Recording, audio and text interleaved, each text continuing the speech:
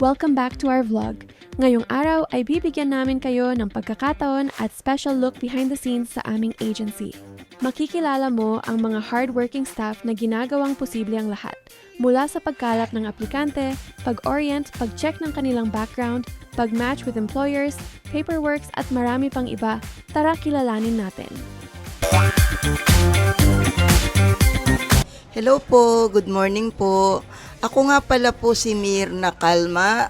Ang trabaho ko po dito, tagapaghatid po ng mga aplikante sa bahay po ng employer po.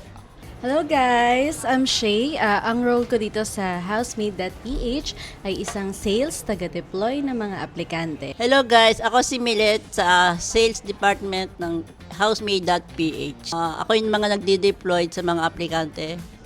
Hi guys! My name is Frida, customer service ng Housemaid.ph. Ako po yung nagtatakel, nagsusolve ng problem ng mga clients and mga applicants. Hello, ako si Monette, isa sa verifier dito sa Housemaid.ph. Yan, screener ako and verifier din. Ako yung tagatawag ng mga references na binibigay niyo sa akin.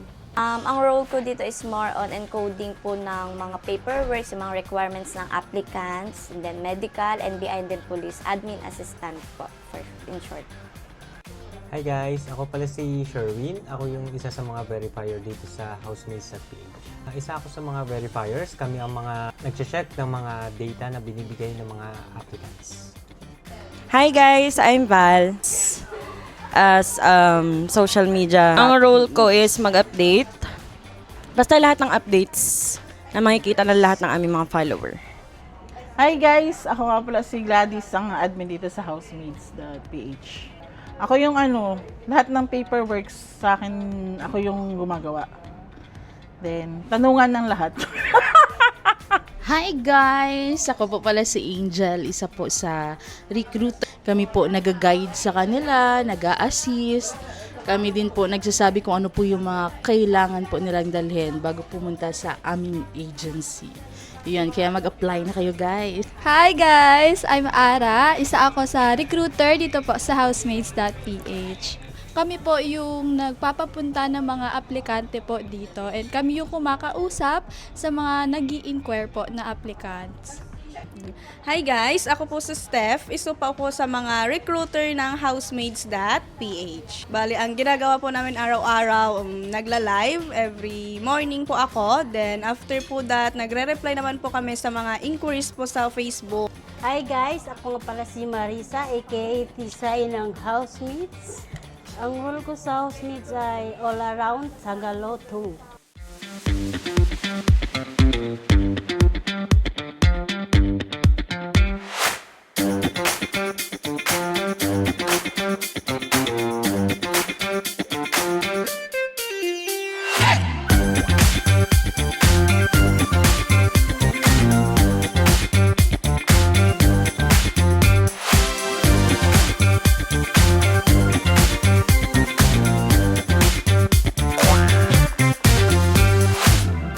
Pili ko magtrabaho dito kasi gusto kong makatulong sa mga aplikante na naghahanap ng trabaho kasi naranasan ko rin maghanap ng trabaho, sobrang hirap. Well, unexpected naman ang pagpasok ko dito sa Housemaids. Yung friend ko ang nagpasok sa akin, pero nag-enjoy ko na rin naman yung, as a first timer dito sa office, na-enjoy ko naman yung naging work ko dito. Hindi ko po inaasahan or hindi ko po ina-expect na mapapabilang po ako sa Housemaid.ph po. Bali, kusa po itong dumating sa akin, then grinab ko naman po kasi po nakikita po naman po na dito po ako mag-grow. Napili ko magtrabaho dito kasi maganda yung environment, saka maganda yung pag-handle ni sir, ng aming amo, ng pinaka-boss namin. Nabibigyan ko ng mga trabaho ang mga helper na nag-a-apply. Masaya ako sa housemaid at sa mga... Kaya mo napili dito dahil masaya ka dito? Yes, masaya ako dito sa Housemaid.ph. Okay. Ito na yung second kong pamilya. In-invite ako eh. Sana all. Ano pala siya guys? Hindi siya nag-apply. Napili talaga siya dito. Hindi siya ang pumili. Napili ko kasi maganda po magtrabaho sa agency, hindi lang po sa may bonus ka. Char. Kundi marami ka po talagang natutulungan kasi may inspire ka rin sa mga kwento ng mga aplikante kung paano nabago ang buhay nila sa pamamagitan po ng aming agency ni Housemaids.ph. Kasi yung yung line of work is kasama siya sa passion ko. Mahilig ako mag-edit. So yun. Kung bakit ko siya napili kasi gusto ko rin talaga siya. Kita ko na maganda yung kumpanya nila at gusto ko pang madagdagan yung mga kaalaman ko sa buhay. Gusto ko din po ma-feel yung mga office work from sales po sa store and then nag-try po ako ng ibang environment.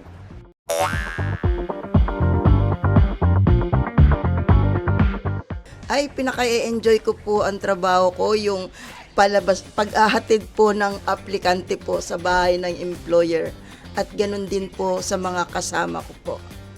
Super ang babait po nila. Tatrabaho ko dito sa Housemaids.ph is makita talagang nakangiti ang mga aplikante natin at tuwang-tuwa sila at nade-deploy sila sa mga bubuting amo. Pwede bang wala? Meron kayo na-enjoy. Na-enjoy ko yung maka-encounter ng iba't ibang mga clients na makakausap ng iba't ibang clients tsaka mga applicants. Syempre, bagong yun eh. Experience yun. Makausap ka ng iba't ibang tao, iba't ibang klase ng tao.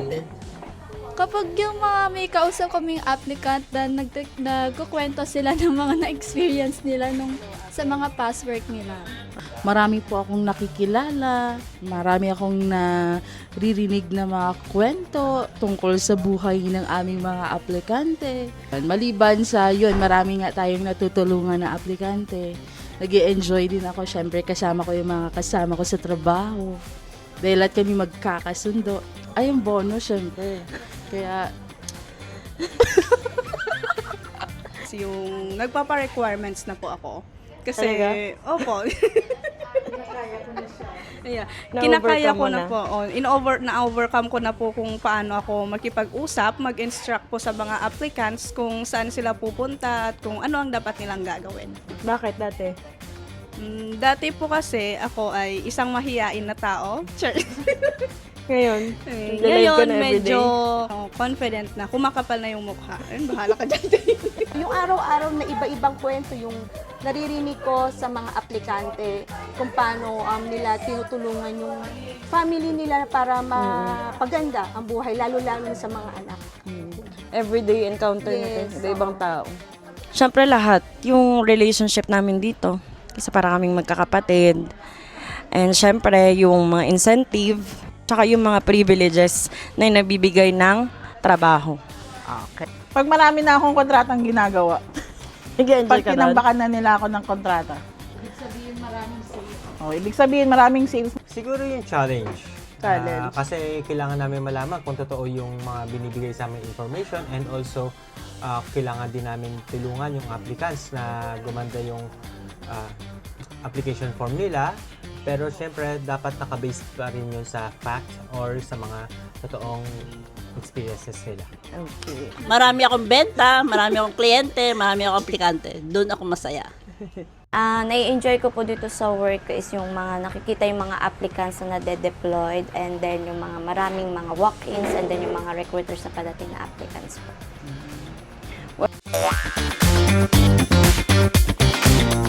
Family talaga. Lahat nagtutulungan dito. Walang may iwan. Lahat paangat. As per Miss Bal, peerless. blessed. Ay! Blessed tayo kasi maraming nagtitiwala sa atin. Isa po itong gift. Gift po, kasi yun nga po, parang regalo po sa akin to ni Lord. Kasi nga, di ko nga ina-expect po na dadating po sa akin. Productive. Productive. Ang kanyang masasabi sa Yun lang kanyang po, role productive. sa kanyang trabaho. Si Ma'am Gladys ang aming admin. Stress? Stress. Seryoso na yan? Hindi, joke lang yun. Ano ba? On a positive note. Challenging. Challenging. Yun. Assisting po ng mga applicants. So, assist ang kanya? Yes po. role sa agency? Walang screener. Yun. Yun lang. Guide. Guide. Masaya ako pag nagdi-deploy ako. Happy. ng- Happy yung one word. Yeah, happy ako bilang ano. Ayun yung one word mo. Ah. Dami mo namang word. Happy ako.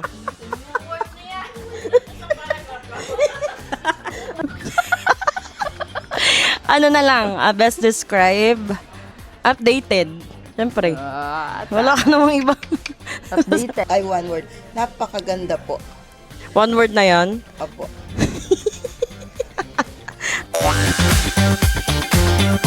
Sino ang pinakamalakas ang boses sa agency? Si Miss Raquel po. Agot ka. Sino Basahin sa mo. office ang pinaka-organized? Siyempre, ang ating admin. Pinaka-organize. Si Madam Yes, Gladys. na walang sawang mag-ayos sa lahat. Sa work, sa office, walang sawang pag-organize. Pati ba sa atin? Yes, lahat. Favorite way to relax after work? Gumala. Parang hindi akma yung tanong sa Ano, akin. Tatlo mo, Sino bunutin mo ang funniest sa opisina? ba? Sino ba? Ikaw ba ang funniest? Ang hirap naman kung isagot ko yung sarili ko ba? Pero ang sagot ko ikaw. Ako Oo. nakabunot niyan. Kaya nga eh. Sino Ikaw lang ba yung nakakatawa dito eh. funniest? Yung nakakatawa.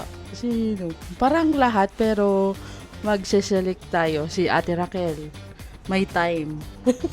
Si Sir Sherwin. Oh. Number 1 pala si Sir Sherwin. Ikaw yung funniest. Ay, Nasa top. ako din yung number 1. Sige na nga, payagan natin sila. Char.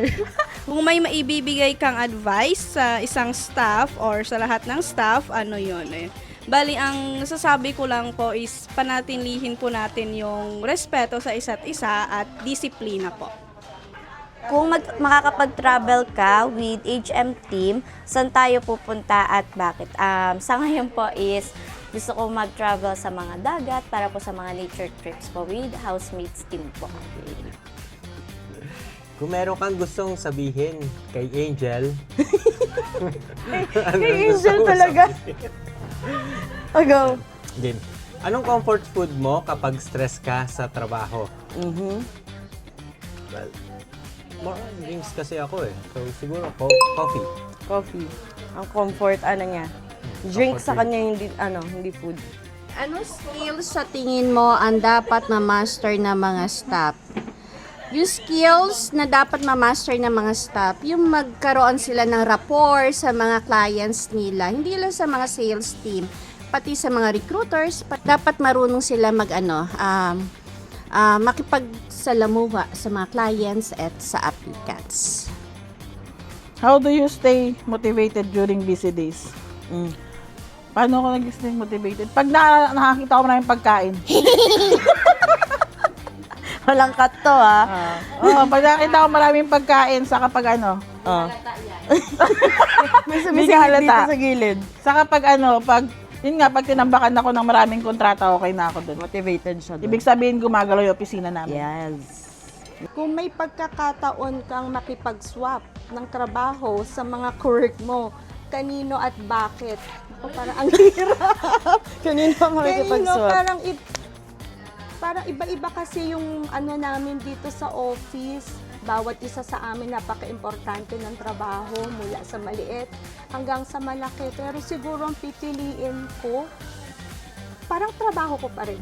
Wala kang iba. Wala Hindi na mo akong ibang papalit. Oo. Ay, loyal.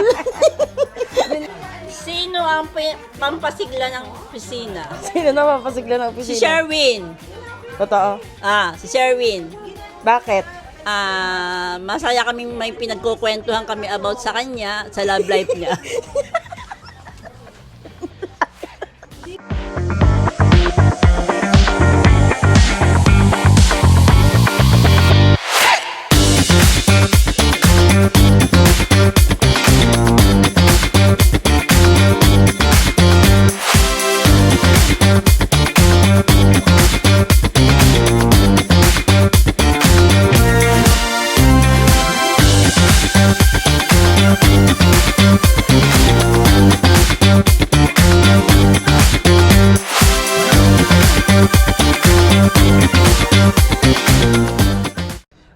rewarding feedback ang natanggap mo mula sa kay boss?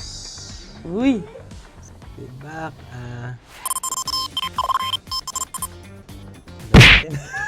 Hoy! Huwag mo skip! Ha? Okay yung tanong ah. Wala ba nasabi si Tatay? Wala pa yung positive.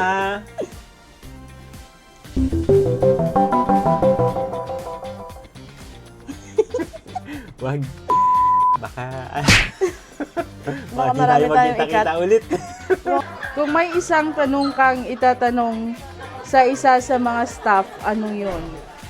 Kay Sir Sherwin ako magtatanong. Ano tatanong mo? Itatanong ko sa kanya kung kailan siya mag-aasawa. Sherwin, no? Kung kailan siya mag-aasawa. At kung loyal na ba siya ngayon. Next. Isa pa. Ano ang quality ang hinahanap mo kung halimbawa kukuha ka ng maid? Ay, Oh, next question. next, ayoko to. Kaya ko na pong trabaho. Ano ang hidden talent mo outside of work? Ano daw? Yung talent ko outside sa work. Wala kang talent. Masaya ako. Pinupuntahan ko yung mga lahat ng kasama ko sa trabaho. Talent ba yan? Talent ko? Outside sa trabaho mo. Ano ba yun? Next question.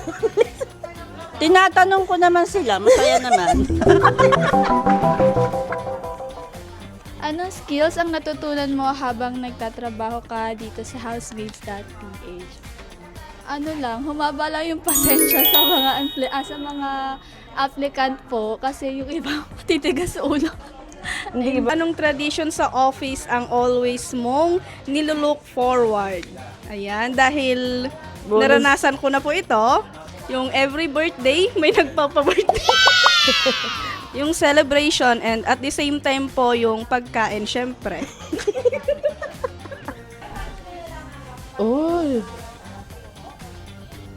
Go. ba't ganito? Dali na. What's a small win that makes you feel proud? Char. Seryoso yung question. May small win ba ako? Parang lahat win-win eh. Ay, hindi. Talaga ng buhay ni Angel. Palakpakan niya si Angel. Lahat ay win.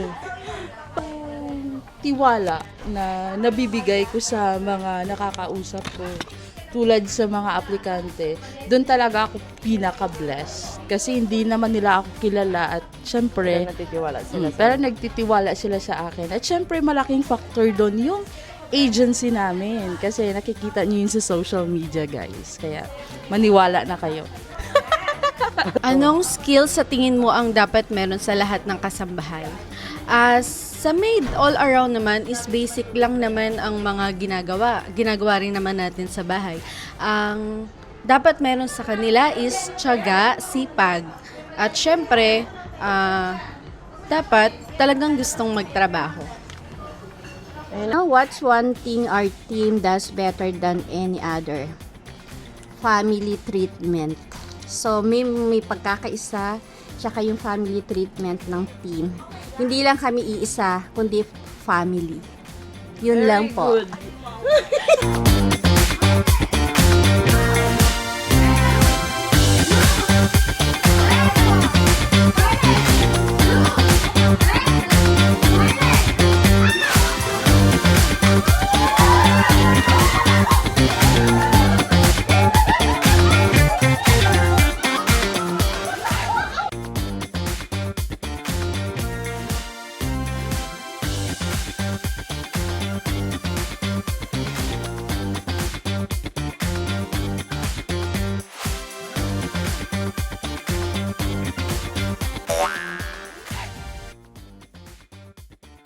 Hello, good day. This is Milet sa housemaid.ph. Isa ako sa sales representative. Wala na ba? Parang may question pa dyan hindi ko natanong. Ganyan lang. Ay, mali-mali itong ano natin. Uy, tama. Ako ay sa sales department po. Ang mga nag-aalaga po sa mga bata po. Nagyayaya. Opo. So kung mag-apply ka, magyayaya ka. Opo, yaya po. Kaso senior ka na eh. Ang last po na question, kung hindi ka nagtratrabaho dito, ano sa tingin mo ang trabaho mo? Ayan, kung hindi po ako nabigyan ng chance dito na magtrabaho bilang recruiter, baka po natuloy po yung pagtatrabaho ko bilang yaya and tutor po sa bata. Hindi ka talaga magtuturo? Hindi. Ayaw mo talaga magturo? Sige. Kung may pagkakataon kang makipag-swap ng trabaho, nasagot na to ni Ate Monet eh. Ikaw nga din. Sa mga ka-work mo, kanino at bakit? Siguro kay Ate Marisa. So marami ka naman napupulot na aral dito. Marami. Hindi ko na mabilang. Katulad ng? Katulad ng anong aral? Kung may pagkakataon ka makapag-swap ng trabaho sa mga ka-work mo, kanino at bakit? Ayaw nila sa work ko. So wala akong swap.